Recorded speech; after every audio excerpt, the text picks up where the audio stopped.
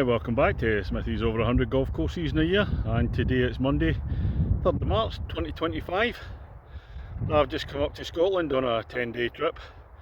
I'm coming up to play my own course 10 next Saturday, but on Monday today I've come up to Dundee, and this is going to be Caird Park. Caird Park is a muni course, used to be the busiest in Europe, but it's going to be closed in April. So the starter was telling me I got 7 of the greens are damaged at the moment with kids and the bikes, etc. But anyway, we're going out to give it a look so I can get to play it before it closes. So this will be course number 3 this year. Let's go and see what it's got. Ladies and gentlemen, it's course number 3 of 2025. It's Caird Park in Dundee. On the tee, the man playing this course for the one and only time, as it's sadly closing in April, from Kirkintilloch in Scotland, Smithy! This is the opening at Caird Park, 301 yards. That's an elevated tee down into dip and then rising up to the green between a couple of trees up there. And coming up the hill, it's the view of the first at Caird Park. The road behind that's the main Dundee bypass road. I've driven that a few times. So I must have driven past and seen the course without realising it. And this is the first green at Caird. And I'm about a yard short in 3, topped my tee shot, so that didn't help. And the second hole at Caird Park, another par 4, this time 333 yards. It's a flat hole, but the fairway slopes left to right. The green at the second.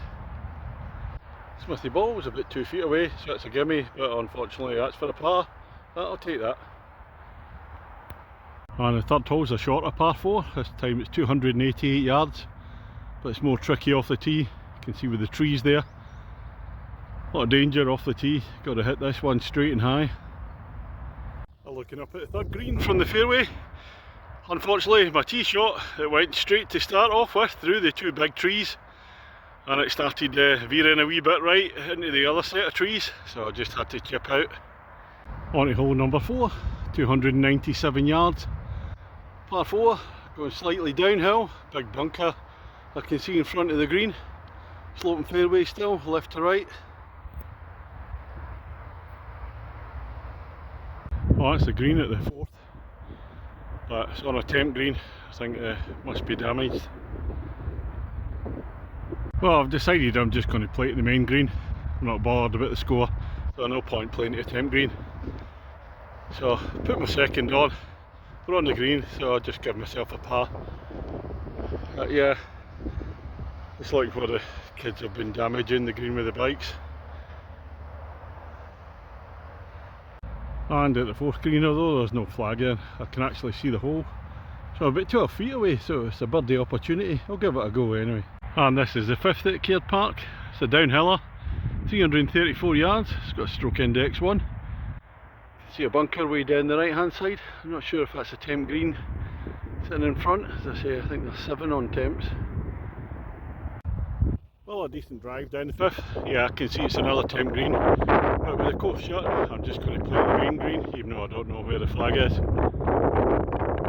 Well, I don't think the stroke indexes are too accurate, as this is the 6th hole, 438 yards, par 4. A lot longer than the other ones, and a dog leg as well, and it's stroke index 17. There's dog leg to the left up there. Oh, a nice tee shot at the 6th. Opens out the dog leg. Oh, it's still a long way. It's a raised green. Bunker right. Never stroke index 17 this one. 7th hole. First of the par 3s at Caird Park. 166 yards. I can see the pin there, it's quite a plain one. Fairway slopes right to left, hole's flat itself. I'm not sure whether that's the temp green or the main green. We'll just hit it and see when we get there. And it's actually a big circular green at the par 3 7th. Right through the back, about 15 yards past the pin. Must be the one behind. Hole number 8, 403 yards, so it's a longer par 4. So it's going to be the left hand side of the fairway, then it dog legs slightly to the right. You can see the pin on the right hand side there, it's going slightly uphill to the pin. And typically I've come down the right hand side of the fairway at the 8th, where the left hand side is preferable. but got a gap in the trees. Pins away down there through that gap. Last hole on the front 9, par 3, 159 yards, and it's going up the hill, so it's a tough one. Lots of bunkers around, a little bridge in front there, hopefully that doesn't come into play. Just before I start the back 9, Smithy against the golf course. Well, I'm one shot under my handicap, 2 pars and the 1 double bogey. We now move on to the 10th. Really nice hole this one, elevated tee, 393 yards, so it's a long par 4 into the dip, and then it kind of twists from, you go out left, coming back right. Can't see the green in the distance. I'm down in the dip at the 10th, and it still looks a long way to the green. It's a slight rise back up the hill. And there's the green at the 10th. I've had a bad one here, duffed a couple, so I've played 3 already, so can be dropping a few shots at this hole. Moving on to the 11th hole, and it's a par 4 at 442 yards. Off the whites it's a par 5, off yellows it's a par 4, but you never guess. Stroke index 14. Dear. And this is the second shot at the 11th. What a tough hole this one is. It's still a distance, and if you're not right in the centre of the fairway, you've still got to take on the trees there. It's so tough, this hole. Well, I've played 2 good shots, and there's a little burn there, a stream. I'm over that. I think they've put a temp green in, so I'll have to see where the proper green is. Oh, I did come over the water. I'm about 10 yards short of the water. Yeah, that's a temp green in there, so the main green's just further up the hill, so it is such a hard hole. On the 12th hole at Caird Park, and it's the third of the 4 par 3s. It's a long one, 196 yards. They've put a temp green in just over the stream down there, but I'm going to aim for the big green at the back over the trees.